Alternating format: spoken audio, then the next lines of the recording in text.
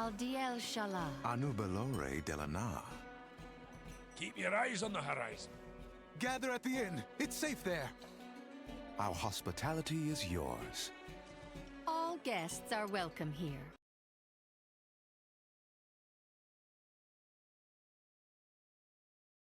Hello and welcome to the Delvers Inn. I'm Sanila, And I'm Zumanaki. and we're so glad you're here with us today. So, this is part 3 of our special 3 pilot series for our brand new podcast, The Delvers Inn, where we talk about delves and lore and other fun things and orc life balance. But today we've already talked a little bit about the old delve system and how the system will work in Midnight, but we haven't talked much about the delves themselves. So, Zumo, can you give us a little overview of what the delves are this expansion? Sure. So they're following a similar formula to the first season in The War Within, where each zone has 2 delves. Not all of them are open yet. Excuse me. We've got Collegiate Calamity in Silvermoon, taking place at Thalassian University, where all of the Blood Elf mages study and hone their craft. We've got the Shadow Enclave in the south of Eversong, where we're dealing with a hideout base of the Shadow Cult helping Xalatath. In Zulaman, we've got Atalaman, where we revisit the main city where you kind of start out that zone. And then in the Twilight Crypts, again, kind of to the south, where you're exploring an ancient troll kind of catacomb that's been invaded and taken over. In Herendar, we've got the Gulf of Memory, where you explore the past of these, what once were similar to elves, similar to trolls, kind of a common ancestor that's joining us.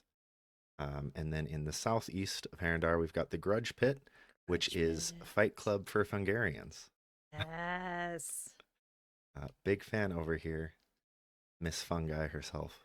I do not know to what you refer. I am dressed completely normally. I could go to work like this. And no one would say anything. No.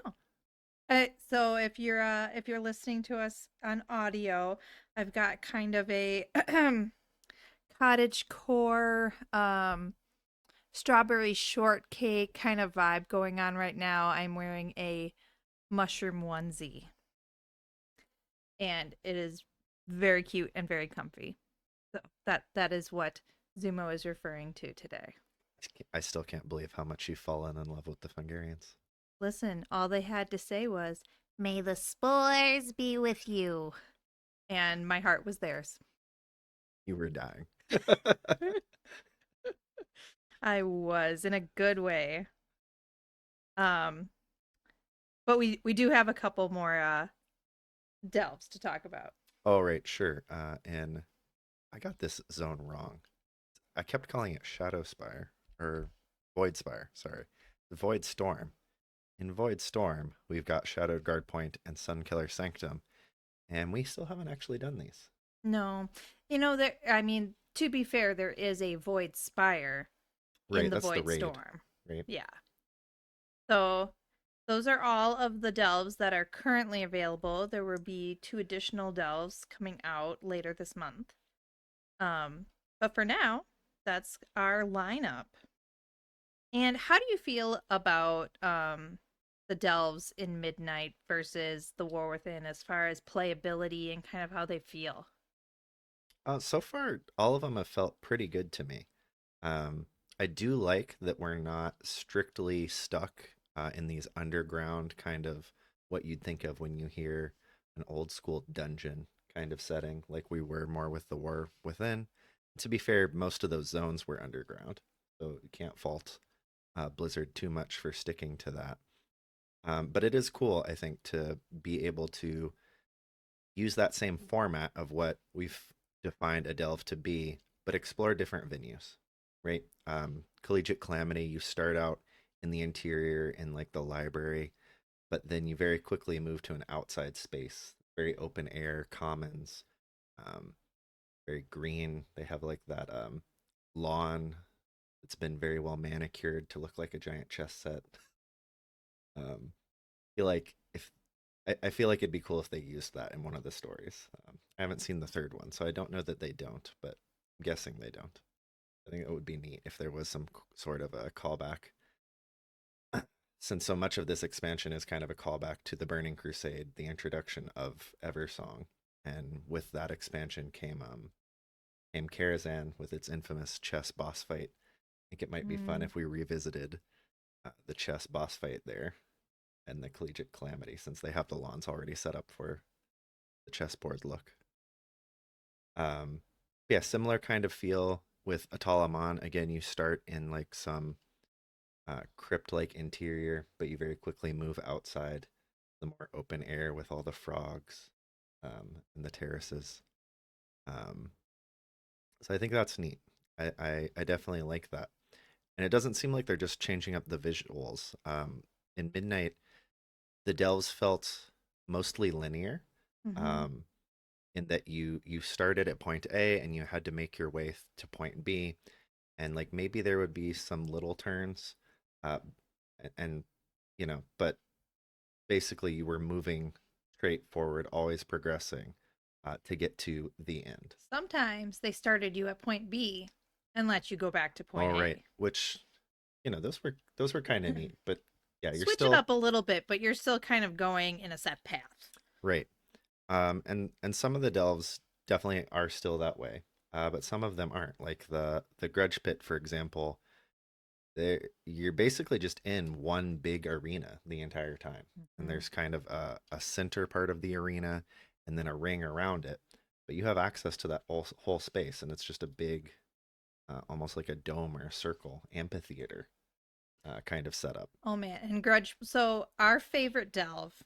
Well, I guess I shouldn't speak for you, but my favorite delve in the War Within was Dread Pit. So any day that Dread Pit was a bountiful delve, it was like, yes, Dread Pit. And I think the Grunge Pit is going to replace that for us and be my personal favorite. Uh oh, the other thing, I mean, Atalaman, we were talking about like kind of non-linear delves. Atalaman almost feels open world to the point where once you complete the initial delve objectives, you actually get teleported to where the boss is because you could be anywhere on the map when you complete those. Right, and they did something similar with several of the storylines in Archival Assault, the delve released in the kind of third season of War Within, which I think ended up being my favorite delve. Early on, I Oh. think I agree with you that I did like Grudge Pit quite a lot. But Archival Assault, I think, ended up being my favorite. I really liked that place. See, all the elevator buttons glitched my brain, and I could not figure out which way I was supposed to go. Yeah, well, it was also really difficult to try to find if you were looking down some of those bonus objectives, trying to find the Nemesis packs, right? To make sure you check all those off and get the best Nemesis cache that you can. That was very tricky sometimes. They were hidden not even in that main cylinder room of the delve, but off one of those paths where you'd have to bridge the gap and go into the walls. But then Midnight's added something to alleviate that I really like. The Nemesis groups now show up on the map. They have markers. So you can open your map right at the beginning of a delve and plan out your route. And if you are in a space that's more open, wider area like a Talaman, where you can beat the whole objective, depending on which story is active, without even going to like the left side of the delve after you've come out of it and never explore that space. And well, oh, what happens if there's a Nemesis group over there that I'm never going to see? Well, you'll know that right from the start. And you'll be able to plan out your run, map out which track you want to go, and not have to worry about missing any of those objectives or having to clear a very large portion of the dungeon after you've already completed your objectives. Another fun fact on your regular map, your regular world map, if you mouse over a dungeon or a delve in the regular map, it'll show you which story is currently playing. I love that. Of the so if you're trying to target certain stories for achievements, you can see at a glance before actually going in whether or not it's the story that you're looking for. Yeah, I think that's a great change. I remember going down into Ashkahet over and over again to the Underkeep, trying to check and see, okay, is the one that I need up yet? Is it up yet? Is it up yet? Day after day, and never being up. And that'll be great to not have to do that, to just be able to open the map and know exactly what I'm facing. I mean, I went to Ashkahet every day, but that's because I was BFFs with the spiders. So here's my thing is we didn't predict me being friends with the spiders on my bingo card last expansion. We didn't predict me being friends with the Fungarians, especially since the Fungarian delves in the War Within were some of the most obnoxious delves that there ever were. I think they got a lot better They after did. season 1 when they fixed the spore bits. The spore bits were the problem. Terrible Mhm. in season 1. But one of the things I really like about probably the last few expansions is this idea of kind of going back to mobs which were very antagonistic. They were bad guys. And suddenly through diplomacy or a common foe, some of these races that were previously just mobs, bad guys, raid trash, now they are our friends. So the Nerubians in the War Within, the Fungarians, although it's like a small faction of them, but that is pretty typical for this. The Amani, the Kobolds, and I think kind of going back and learning a bit more of their story and what their motivations are, and empathizing with those that we previously just hobo murdered on our way to our leveling zones, are now like fleshed out characters with their own stories. And I just think that's so cool. And there's a few of those in, I mean, the Amani quest line felt really good because it was like they were reclaiming their honor and their confidence. And the Fungarians just stole my heart because suddenly they're cute and they're cool. So Right. I really liked what they did with the Amani zone. It felt really good to be helping them reconnect and bring back their gods, whereas our previous interactions were killing their gods or killing them after they killed their gods, or not great, but helping them grow and recover from that, be able to stand up against this new threat, and get their mojo back, as it were. and I feel like too, as you go through the zones, we are definitely getting some common themes and ideas. So the trolls, there's a little bit of, things went wrong in the past. Our ancestors did some things that we are not proud of, or we did things that we are not proud of in the past. And we can't change that, but we can decide to move forward and just make the decision to do better.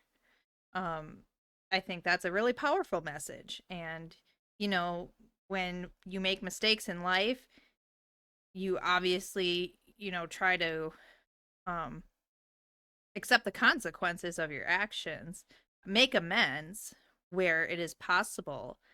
But at the same time, you can't change the past. And all you can do is the best you can with the information that you have.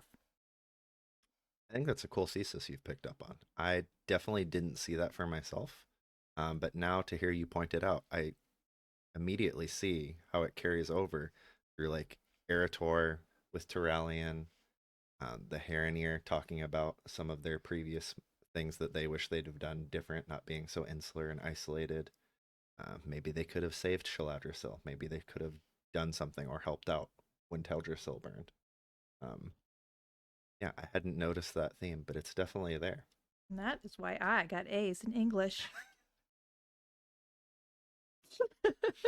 And I became an engineer. Uh, but yeah, so the troll zone, it felt really, really good. Um, there's also themes of maybe certain members of the faction getting stuck in their ways and taking things too far. So, the Zulaman, there's the leader of the Amani, and she is trying to be a good leader and do her best. And her brother is kind of very impatient with her and disagrees with her methods. So he very much takes things into his own hands and causes a lot of problems, even though he's been told time and time again not to do so. And it doesn't seem like he really learned his lesson by the end of the zone. No, yeah, sitting out there on the bridge with him in the raid, staring off at that island, stuck in the mist, I had a bad feeling and wasn't too hopeful about where that storyline was going. Just had a kind of dread of like, I really hope this doesn't go where it really looks like it's going. And I came back later, and there was a follow-up quest. Have you seen that one? No, I have not. Yeah, Zoljara asks you to go um, check Oh, check just on to him at the check on very him? end. Yes. But then when you come back, he's there in the inn again. Okay. And there's a stay a while and listen between them where they Mm, kind of have a little talk. And I'm not confident that that was enough to patch that up and put aside my dread, but it did give me a little bit more hope that we might not be going towards the obvious storyline mm-hmm. where, he gets a bunch of followers and now he's a baddie because he Yeah. wants to make Zulaman um, more like it was in the past, seize their glory, take back their lands that have been, wrongfully stolen from them by the Blood Elves. Um, We won't get into that as a political allegory. um, yeah. Well, we've done it, right? We've done make the Horde great again with Garrosh, like wanting to live up to the legacy set by his father Grom, and not kind of realizing that that's not a great approach to take, alienating your people and just conquering everything around you. And that's very much what Zul'jin does seem to be leaning towards. Like, and it's hard. It's hard to have something that you love and that you were proud of. Like, he loves his grandfather, and yeah, it must be really hard to see his sister talking about how his grandfather made all these mistakes and was kind of a terrible person. Um, you don't want that to be your reality, right? And I can I definitely mean, see that's how it some would be easier to plug your ears and close your eyes and just say, no, that wasn't wrong. Like, we should have done that. The Loa abandoned us. Um, that is some big Kylo Ren energy that Zul'Jan has going on. yeah. Yeah, I hope that story doesn't go towards the obvious, hey, look, here's our next raid boss. I think it's a Somebody's good got to be the raid boss. Yeah, but I think it's a good opportunity to tell a more nuanced story than that. Mm-hmm. So we'll see what Blizzard decides to do with it.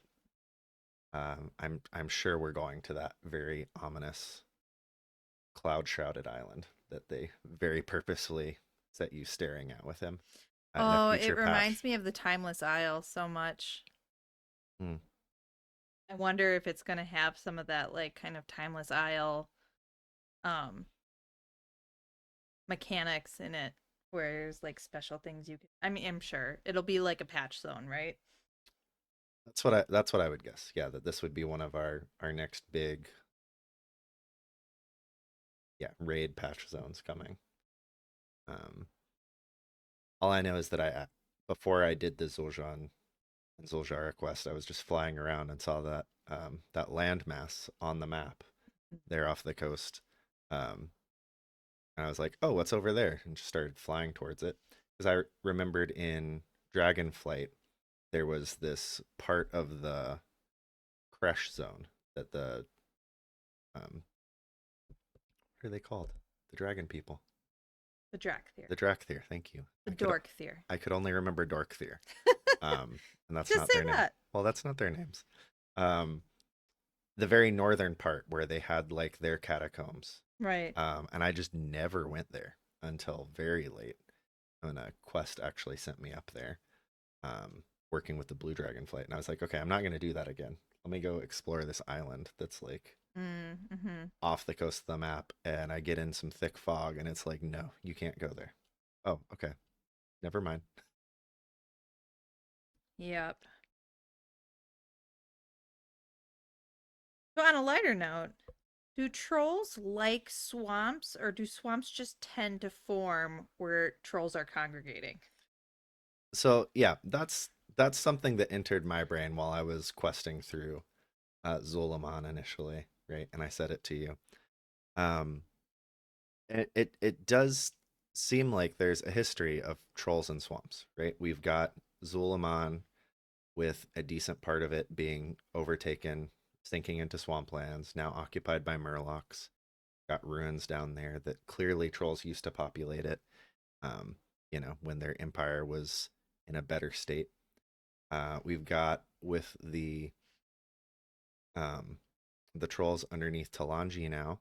There's that whole zone of Nazmir, right? That's all swamps that the blood trolls took over, and the swamps are kind of encroaching in on the capital city.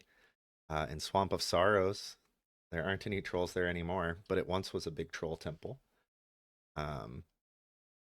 That's now been completely overtaken. It's half flooded underwater. So it does seem at first glance, when I was just kind of running around, maybe the trolls do like swamps. But then earlier today I was thinking about that more, and maybe trolls actually like mountains. Because there used to be this big mega continent, right? Mm-hmm. Trolls are one of the oldest civilizations in the world, alongside elves and Pandaren, Tauren,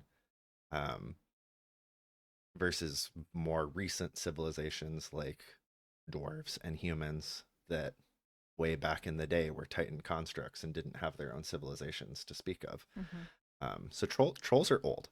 But then when Ashara decided to try to summon the Legion, and then that was averted, and that big explosion happened. All the landmass got broken up, and a lot of the lands ended up pulled under the water. Right. So anything that used to be like flat prairies or plains or lowlands, like that's under the sea now. So what's left would have been the higher elevation areas. And so maybe the trolls actually like the lower areas of the mountains, and it's just unfortunate the water followed them up. Wasn't there also a more recent event where the Zandalari got flooded? Well, I think that was in Zul. Zul had this vision, right? That, yeah, Zandalar would be pulled beneath the waves. And it does seem like it is slowly sinking, at least a little bit. Like I said, that area in Nazmir didn't used to be flooded. It didn't used to be partially underwater. And that swamp is slowly encroaching further and further. So it does seem like the island is slowly sinking. But that kind of cataclysm that he foresaw, where the whole thing was pulled under the water, never came to pass. Maybe he was being over dramatic. Maybe the void was just, or the old gods, servants of the void, were just lying to him and manipulating him. Maybe they saw a different timeline or a different possibility, and were just wrong about which one they were in. Mm-hmm. Unclear to me. And being the Amani in the area that they inhabit, not a jungle, right? It's more of a forest-based society. So unfortunately, there aren't any dinosaurs. I say unfortunately because dinosaurs are cool. and I'm a little bit sad I don't get to tame more dinosaurs this expansion for my hunter. However, in recompense of not having dinosaurs, we have caparas, aka capybaras. Are you gonna do the song? No, I'm not gonna do the song. Capybara, capybara, capybara, capybara. So, although capybaras are awesome and adorable, unfortunately, the capybara Loa comes with some emotional damage. And I was forewarned about the emotional damage, so I avoided it. Could you explain why the capybaras should come with a trigger warning? I mean, should we give the trigger warning though? Yes, we definitely should. Okay, go ahead. So the trigger warning is child loss. If you have experienced child loss and it is a sensitive topic for you, please fast forward ahead because there is a whole storyline with the capybara Loa that involves child loss. So Zumo, explain to us why, especially as parents, why this was very, very sad. Well, so you follow the story of this little girl, who is not so little anymore, and the trolls have this Loa Philo, who is a capybara, and he's the Loa of children. So he's somebody that children kind of pray to and worship. They worship him by playing, just doing the things that kids naturally do. You can find in his shrine a tablet saying that nothing is required to be worthy of the Loa Philo, that no worship is required, that all children are automatically considered his faithful. And so reading that kind of hit me right in the gut. It was very evocative, similar feelings of Thor Ragnarok, which is overall a very silly movie. But that scene where he's, in the tombs, and all the kids are there, and he empowers them with Mjolnir, and like the underlying message there being that all kids are worthy, like period. A very wholesome kind of idea that kids don't have to do anything to be worthy of love, or safety or protection. Like they're just kids, and that's enough. So similar idea here that yeah, kind of punched me in the gut. I wasn't expecting it.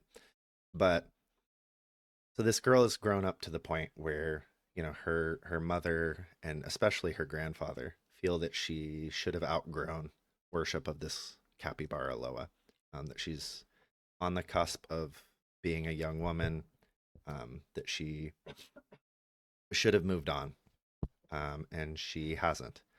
And so she goes on this kind of pilgrimage without telling anybody. Like from their point of view, she runs away.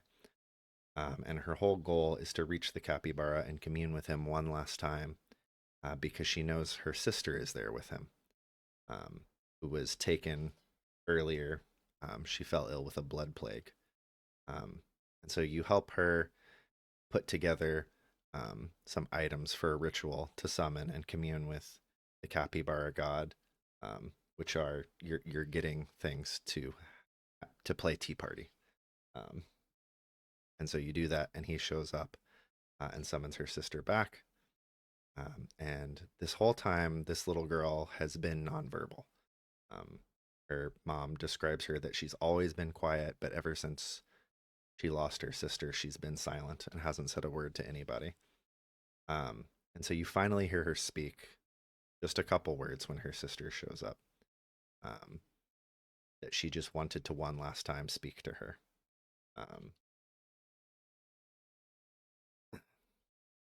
Yeah, so very.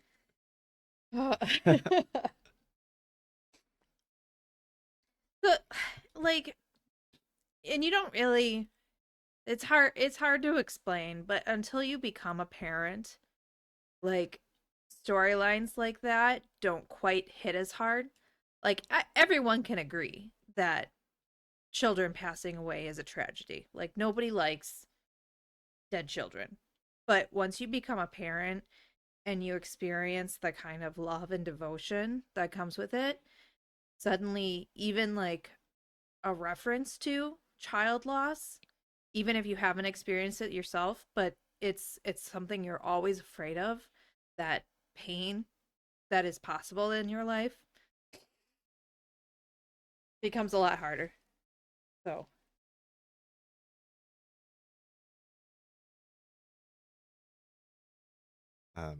But I get the story does have kind of a happy ending, question mark, I guess. You take after that you take the girl back to her village, back to her mom. And her grandfather's been very disparaging of her throughout the entire quest line. Very non-understanding of why she's different, why she's not like other kids, and how she just needs to do this or do that and be normal. Um, and so you bring the girl back, and the mom has finally had enough, and she basically just kicks the granddad out of the house. Um, Very much feels like she's decided to, for the moment, go no contact with her dad because of his lack of understanding of the special needs of her child, um, which is also hard. yeah. And with Zumo and I probably being different flavors of neurospicy, we also appreciate the representation of, neurodiversity with that quest line. Right. I don't know if it was intended, but my take was definitely that this was an autistic child. Mm-hmm. I mean, it could be trauma too. Well, the traits were there before the trauma, though. The Mm. trauma definitely exacerbated it. They talked about, they did talk about how she was different as a child, different than her sister. Quiet, kept to herself, and just things that, yeah, come off to me as traits, could be interpreted as traits of an autistic child. But trolls are resilient. Trolls are really tough. They never die. That guy with the spear in his gut, and they're like, "Oh yeah, he's on timeout. He's just gonna sit there with that spear in it and think about what he did." Great. That was the guy that I was talking about yesterday. Had the dialogue option for the warlock, at least, to try to intimidate him. And how maybe it's not a great idea to attack, an experienced champion. Yeah, that quest line ends with him being punished by his own tribe, and they shove a spear in his gut and just hang him off the side of a building and say, "You can hang up there for a few years and think about what you've done." Yep. And that's just going to be fine. Apparently, but then poor Vol'jin dies of a broken tusk, and somehow that makes sense. Hashtag vengeance for Vol'jin. It was demon poison, right? That's the Ugh. and nobody on hand for his very lengthy dying process. We didn't have time to find anybody to save him from it. It was irreversible, really powerful magic demon poison. It was Zoval, so that he could install his puppet master as the war chief. Well, it was the right. It was the Loa of like the other Loa of death.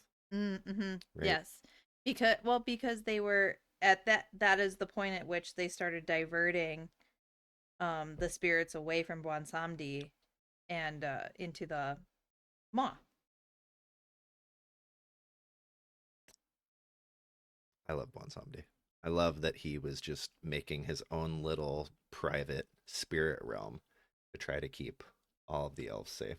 Or, sorry, trolls safe. I said elves because I don't know a ton about Warhammer 40k lore. I know this is the second time I've brought it up in 3 podcasts. But, honestly, that's where Warcraft started. Right. Blizzard was supposed to be making an RTS for Games Workshop. And then that fell through, and Blizzard was like, well, we've already made most of a game. And so they made Warcraft RTS instead of Warhammer RTS. There's definitely a lot of shared roots there.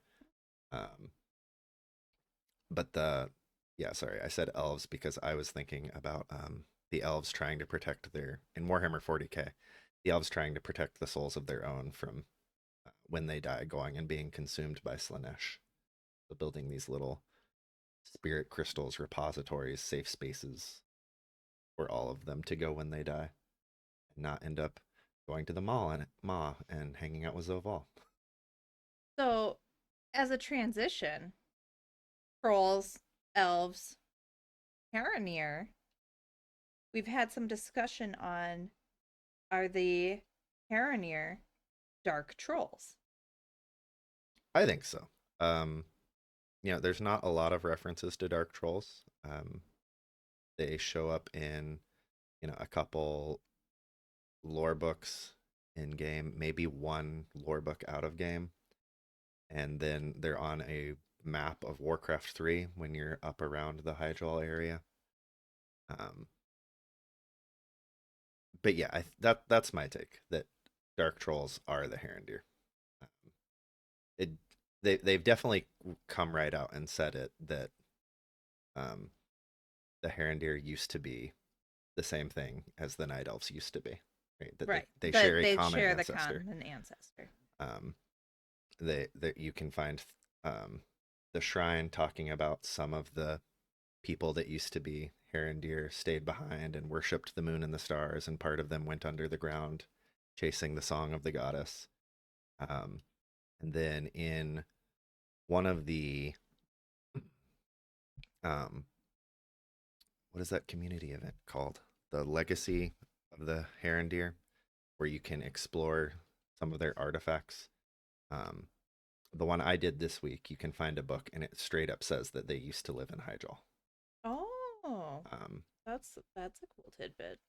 So if you needed any more confirmation, I think it's pretty well established. But so they were following their goddess's song, and we've been kind of wondering lately what happened to the Radiant Song. So their goddess is Azeroth, right? We think. Yeah. They call her Alnhara, but so have they been hearing the Radiant Song for longer, or was it just they've been commuting with Azeroth for longer? Yeah, they definitely talk about hearing their goddess and hearing their goddess's song. I think they've been hearing it this whole time. That seems pretty straightforward to me, and it's just more recent that anybody further away can hear it, that she's reaching out and singing to others. Because she's getting stronger and closer to emerging? Or because she's getting more desperate and more in need of help. So they had said that for Koresh, the Koreshi had heard a Radiant Song before their world was consumed by the void. Mm-hmm. So does that make the song just a warning of what's to come? Is it actually somehow affiliated with the void? Is the void causing this song? Or is it, just something that happens as a world soul gets closer to emerging, which makes it very likely that the void is going to close in on them? I think those are good questions. I don't think there's anything I've seen that can answer that one way or the other. I think it could just be that the world soul can feel and detect that it's in danger, that something's coming, and so it does start crying out for help, more and more adamantly. Yeah, or maybe it is triggered by the void. I don't think we kind of have a way to know that. I feel like, are you saying if it's triggered by the void that it still comes from the world soul, or that it is something of the void? Well, they've been very cagey about saying that the Radiant Song is from the world soul, even though it seems kind of obvious.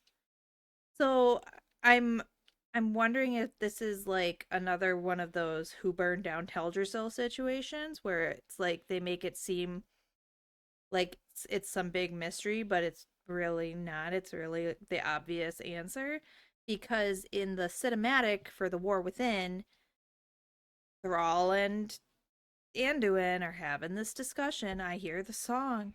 Do you know what it is? Do you know where it's coming from?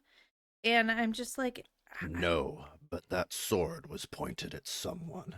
we know who the sword was pointed at.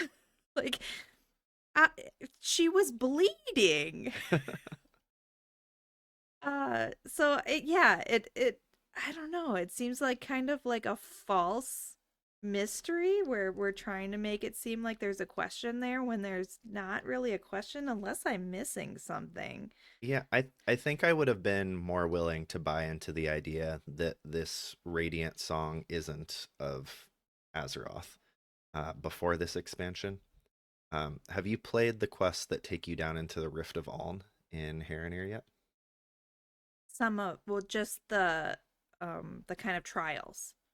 Okay. Yeah, so you go down there and it's made very explicit that like the Haranir can't go down there because they'll be overwhelmed by this kind of counter song, right? This false song that's born out of the pain and misery when the goddess was ripped away from her cradle, right? And that it drives them mad with its false whispers. It'd be weird if there was a evil counter song to the main song, which is actually also a tricky, not real song, Mm-hmm. right? That feels very confusing to me. Um, I think I'm pretty willing to accept that the Radiant song that everybody's hearing is a real song from the World Soul or something World Soul adjacent. I mean, it seems most logical. Um, Horses instead of zebras. I guess like it doesn't make sense for, but maybe there will be a plot twist.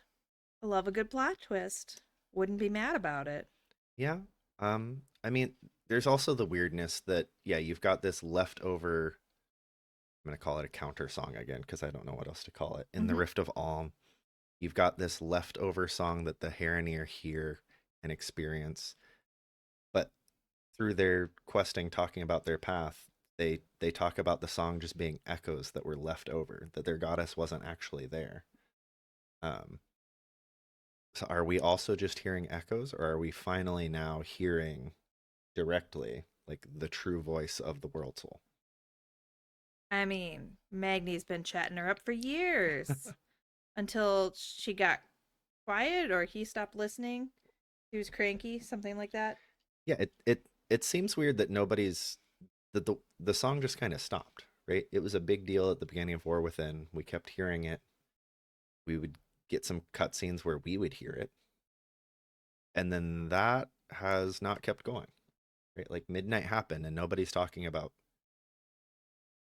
That's not true. I almost said nobody's talking about visions, but Verisa was having visions Mm-hmm. in the Verisa and Eretor quest lines at the end of War Within, leading into midnight. So I'll have to roll back what I just said. I forgot about Verisa. And I mean, Orwea has been talking about it this whole time. Like, she is still taking direction from the goddess, Hmm. who we strongly believe is the world soul. Great. They're just very attuned to her. You know, our characters have had visions, have heard the song, but we can go down into the rift no problem. It doesn't affect us. Well, we had to get a little bit of protection because the Haranir that regularly patrol the rift had to cut themselves off from their goddess in order to be able to do that job. Right.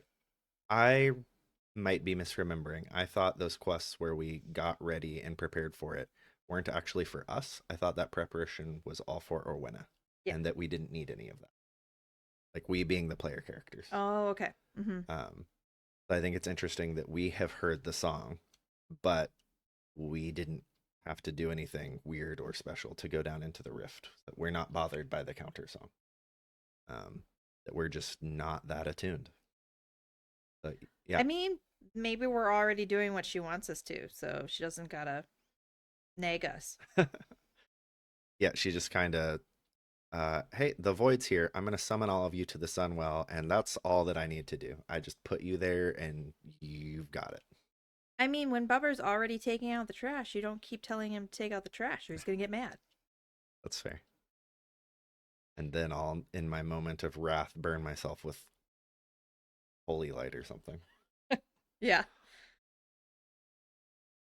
Dad power. So, there's a lot of interesting things going on with the Heronir, and they are allied with, I mean, not like strongly allied, but loosely allied with the Fungarians and the Rutani. Right, there's that one town where the three groups are living in mostly harmony. Mm-hmm. But then the Rutani seem susceptible to light contamination, to becoming part of the light bloom. Mm-hmm. At which point they seem to go up to the surface and put a bunch of like sparkly light spore forests all over Eversong and stab people with shiny bamboo sticks. Which is its own kind of creepy thing, right? Yeah, there's always like the bugs that are like the creepy zombie bugs, like in the Mummy when all the beetles lit. So yeah, like it's gross with the plants that are stabbing people, and like, I don't like the plant horror. no, we don't like plant zombies. But I would any day rather have plant zombies than bug zombies.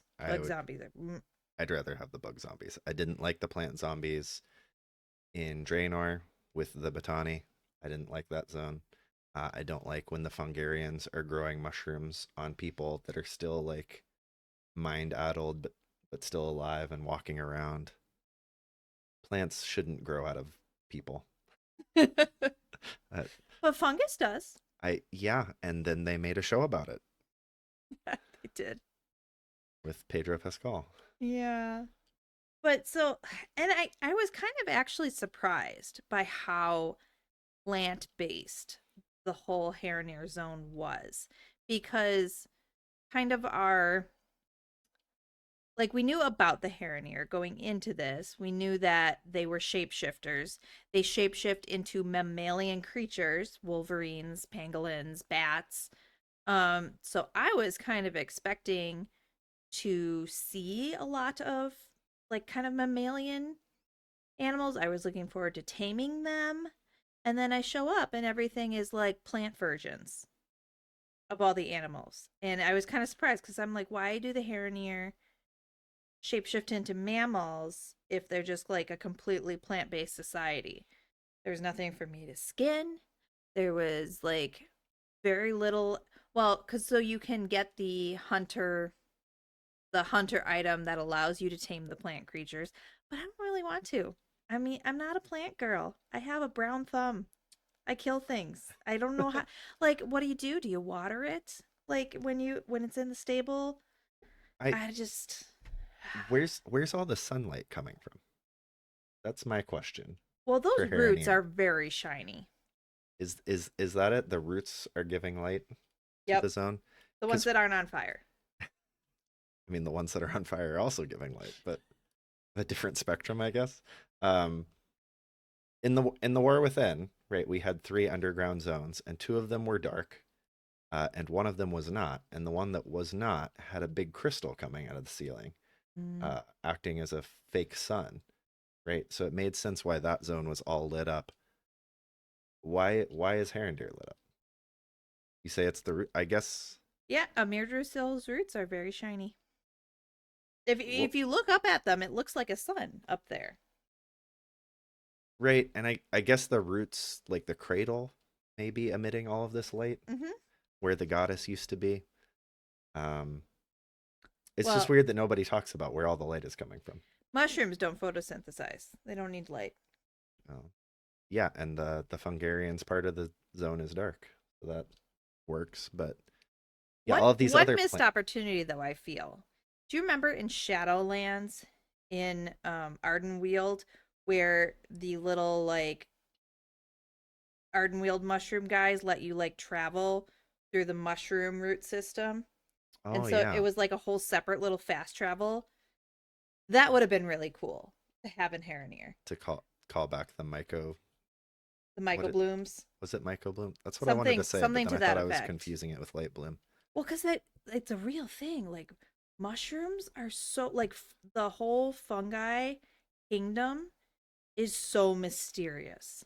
We don't really understand how they work, but they are all interconnected underneath the soil, and they like talk to each other or something. Like So the Fungarians should be a hive mind. Is that what you're saying? they should probably not be as silly as they are. I'm not mad that they're silly, but there are so many like cool kind of things.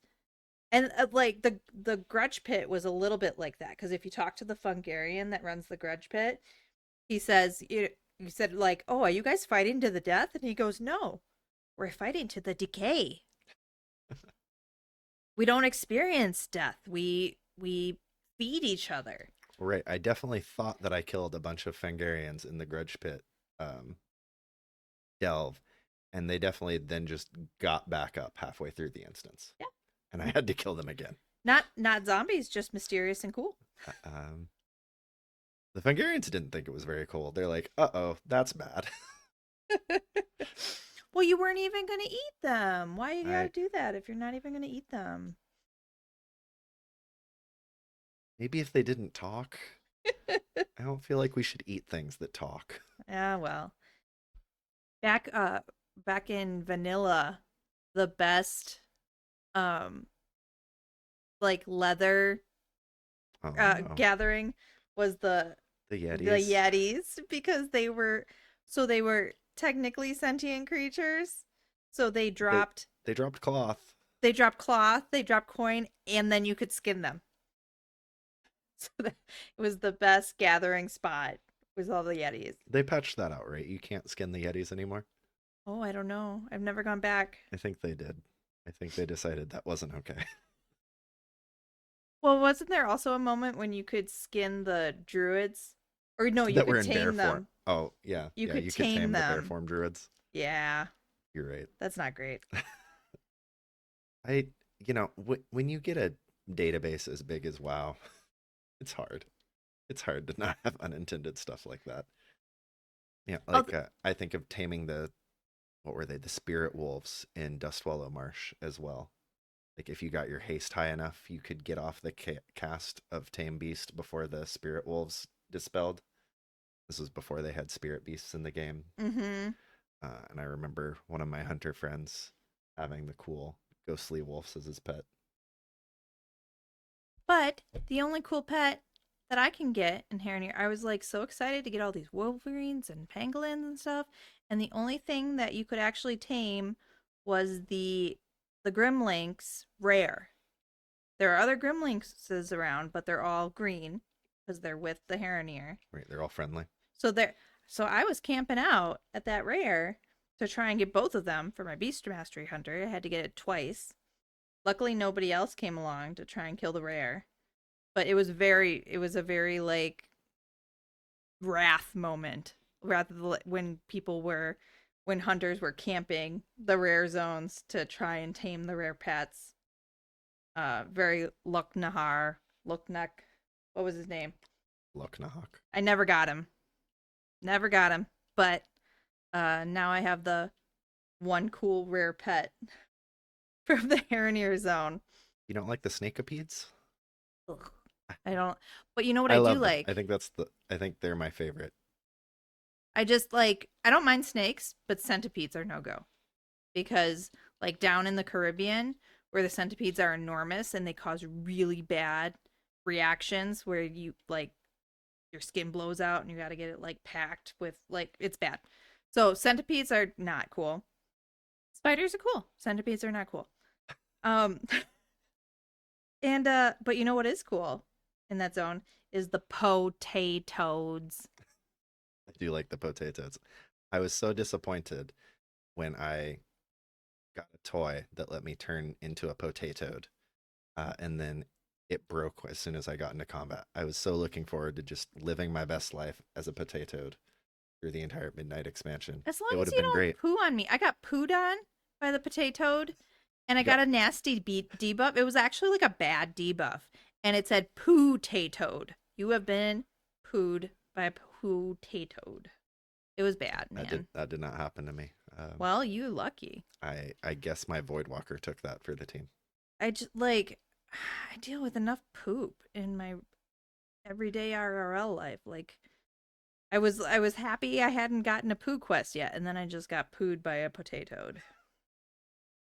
I do think they're not as cute as the toads from Dragonflight. Like that beef guy. What was his name? Beefy? There was Wellington. Wellington. Beef Wellington. Cause then I tamed my own toad and I named him Bourguignon. It's like beef Bourguignon. So cute. But yeah, so that brings us through the Troll Zone and the Haranir Zone. And then we have the Eretor quest line, which had lots of big feelings in it. So like we were talking about with the Amani, kind of accepting things that happened in the past and moving forward and just trying to do your best. And we are definitely applying that to our daddy issues between Eretor and Turellian. And, you know, we like worked through some stuff. It seems like we were going to make real progress with Turellian. And then Turellian's like, no thanks. I'd rather just sit with my trauma. Because, you know, them boomers be doing anything except going to therapy. They refuse. They will not do it. But Eretor grew a lot through all that. Kind of going through this little curated therapy quest line from Alonsis. And when it became clear that Alonsis was going to be guiding us on this journey, I said, I really hope there's not going to be any foul play. Yep. But yeah, we worked through our daddy issues. We are breaking the generational cycles, and but Turellian said that some things just can't be redeemed, and I don't think that everything needs to be redeemed. Sometimes it just is what it is, you know, and you just do your best going forward. Because we had that same theme with Sylvanas in Shadowlands. Like they said over and over, there is no redemption for Sylvanas. Like it was very clear that she was not going to get any kind of redemption. However, she is still trying to make amends. She is still moving forward, even though it's not true redemption. Because what she did can never be undone. And there's only moving forward.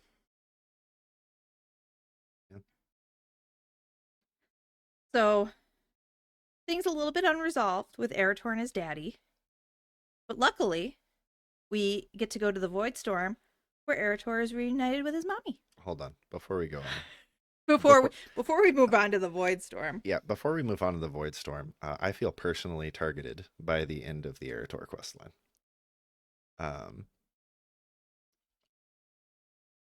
I don't know how many years I've been saying that I really want paladins to be able to wield a two-hander, protection paladins, two-hander in one hand and their shield in the other.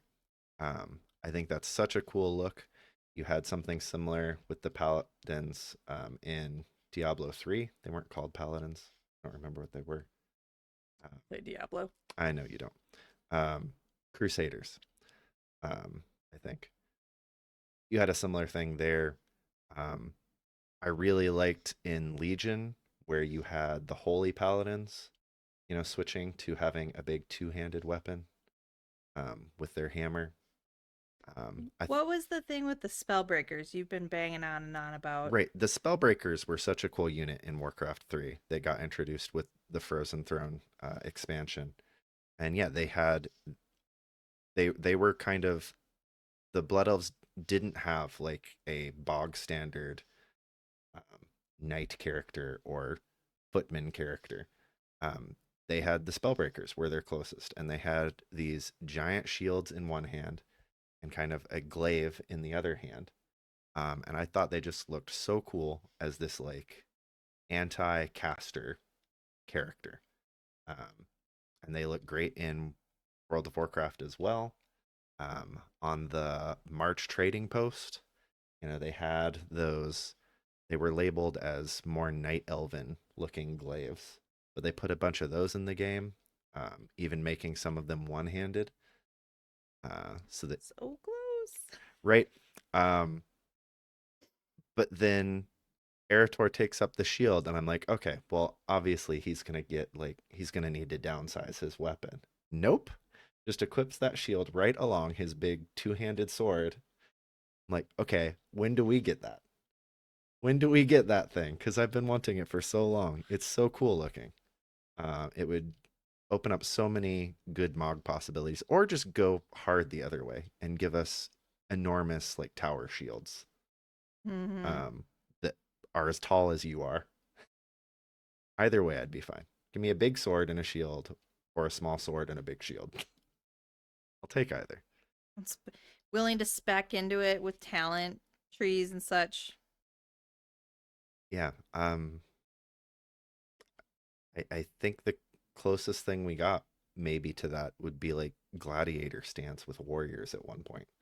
What was that? Warlords of Draenor, which I also liked gladiator stance. So maybe I'm the problem. So after Zuma was personally victimized by Eretor's choice to dual wield a giant sword and the shield. At least he didn't hang it up on the wall of the Argentina. That's my space to decorate. Maybe it could have just taunted you there, though. So then we move on to the Void Storm. Where big feelings abound again. And Eretor is reunited with his mommy. I was very surprised by her showing up. Really? Yeah, I did not expect her to be present in this original like story arc. I thought Illyria would come back, almost Gandalf style, riding in at the last moment. No, that'll be Sylvanas. Oh, you think so? Yes. Taliesin thinks so too. Well, he's never wrong, so. Yes, and they have this whole little dynamic going on where Illyria wants to protect him and tries to get him to go back home, and he said, no, this is like my mission and I'm gonna do it right alongside you. And then they go through all the things, and she says those all important words, I am so proud of you. Big hug. And we didn't tell mommy what daddy did when he hit the kid. Well, she That's a would have red just flag. Well, she would have instantly portaled to Azeroth and Kicked his ass. yeah. But there are more important things. I think Eretor probably made the right call. That can be a discussion for later. And they are all adults at this point. It's not like, Eretor is an actual child and daddy said don't tell mommy. Right. Like that's unacceptable. Turellian also didn't just directly decide to attack Eretor. Eretor jumped in the way of him killing an unarmed, beaten foe because said foe had the audacity to spit in his direction and say mean things that hurt his feelings. Right. Very paladinly, but whatever. But so even though things aren't quite resolved between Eretor and his father, it seems like things are pretty well resolved between Eretor and his mother. Which is interesting to me because she's the one that keeps leaving and abandoning him over and over again.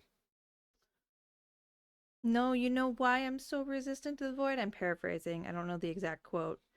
Because I finally found what I've been looking for all these years. All I ever wanted was you. My mommy. I cannot. I cannot even. That's all we ever want to hear as moms is that, our kids want us and need us. Yeah, Not in an unhealthy way. even when they're grown warriors and like 35 years old, Mm-hmm. which like no shade, like absolutely love your mom. Shade if you have a significant other and you choose your mom over your significant other and support like bad behavior and boundary breaking. Shade to that. Shade to that. But other than that, no. You can always be a mommy's kid.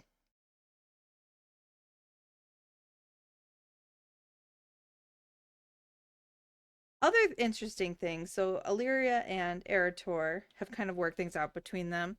But Lothraxion just went completely off the deep end. Who saw that coming? I thought it was really interesting, kind of at the beginning of the whole main quest line. I'm talking to him, and he's being very like, we can't trust Void. We can't trust anybody affiliated with the Void. They're all shady. They're all going to betray us. And I'm like, aren't you a Nathrazim? Like, how can we trust you? And he was so offended. He was like, that is a stereotype. Are all orcs berserkers? Are all elves like snooty?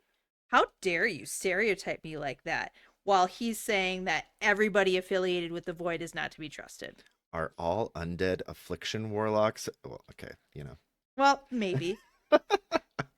But like, just the hypocrisy of him being so offended that I was asking him if he could be trusted, when obviously he's yellow.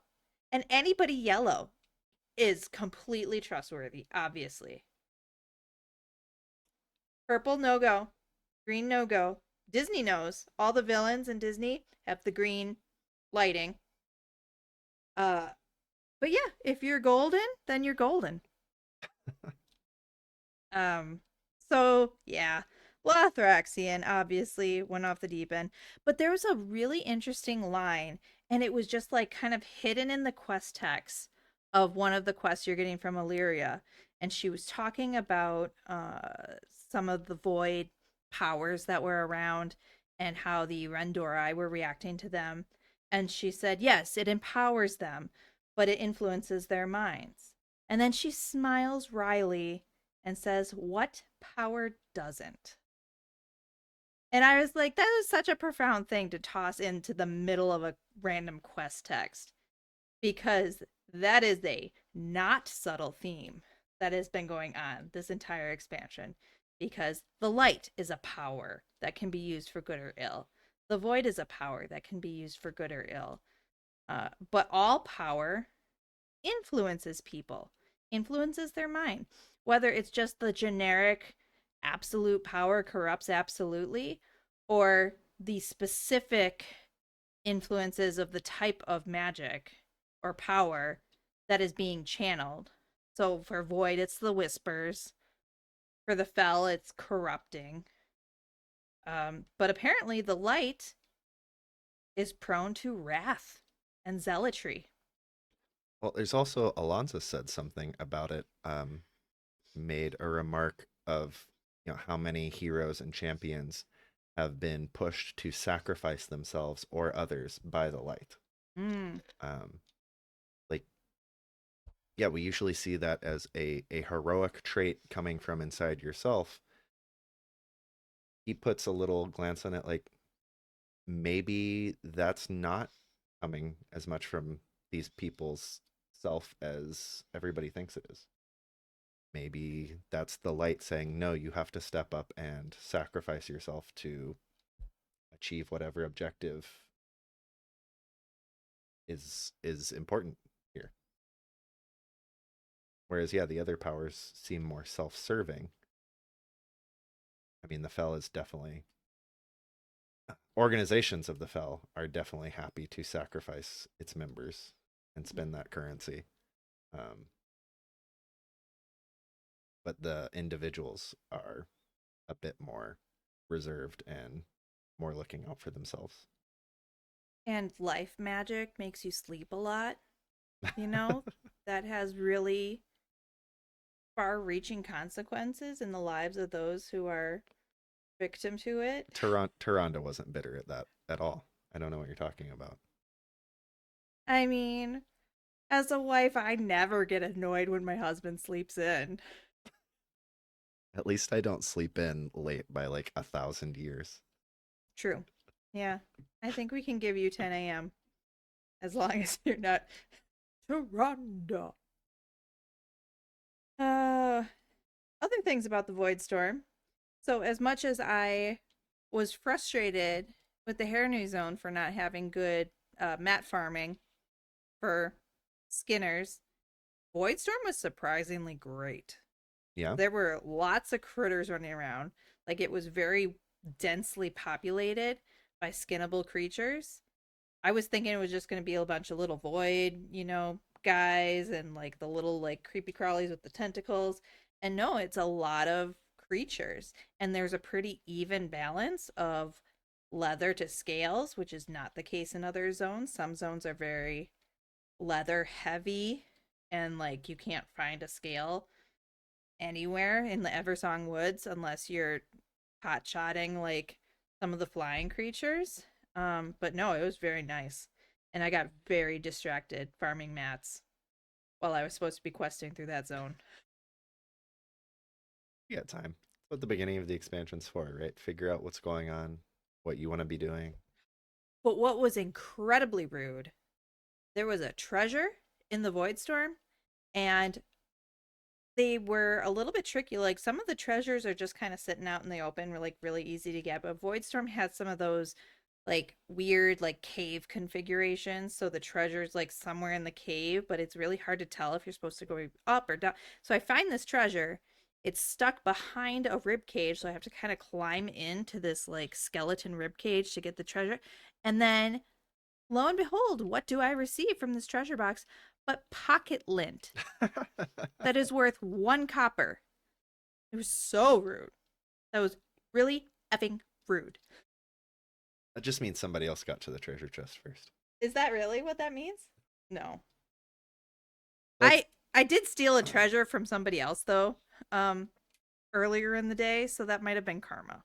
What do you mean? How do you steal a treasure? Well, like we're both in the cave like trying to figure out where this treasure is, and then like I finally found it and I didn't like wait for the other person to like catch up. I just like looted the treasure and I saw it disappear right before she got there. I was like, sorry, hate the player, not the game. Well, it just disappears from your screen, right? They can still loot it? No. Because how many treasures have I like been running up to and then somebody else loots it right before me and it's gone? Oh, you mean just sorry, I thought you were talking about the unique treasures, like the pocket lint. No, not the unique treasures, just the little like loot boxes. Okay. I thought that those were shared.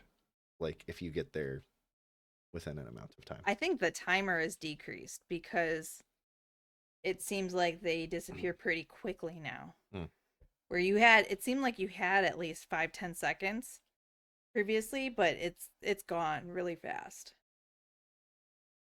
So that might just be karma at work. But yeah, so overall, I think all the zones are great. I'm gonna have to say my favorite is the little Fungarian zones, just because they're so silly and cute. What's your favorite zone so far? I don't know play wise. I think aesthetics wise, I like Zulaman the best. I always love a good troll zone. They have great aesthetics. Music wise, Herondir. The Herondir's music is so good. Mm-hmm. It's never stuck in my head. Like I couldn't sing it for you right now. Like I could. Sad. Sorry. Like I could the Silver Moon song, especially is stuck in my mind because it has one little section that seems like a direct riff on Ray's theme. Yep. But every time I hear the Herondar music, I love it. It's just a mood. Well, and I think that'll be a good spot for us to wrap up. So this concludes part 3 of the 3-part pilot series of the new podcast, The Delvers Inn. Thanks so much for joining us. Our next podcast will be on Friday, when we will start kind of our weekly schedule. And I think we are going to be talking about the community events next time and how those can work into your Delve and Pray rotation. So join us on Friday where we go over those. Thanks for joining us again. I'm Sinila, And I'm Zumanaki. and we hope you have a great rest. See you next time.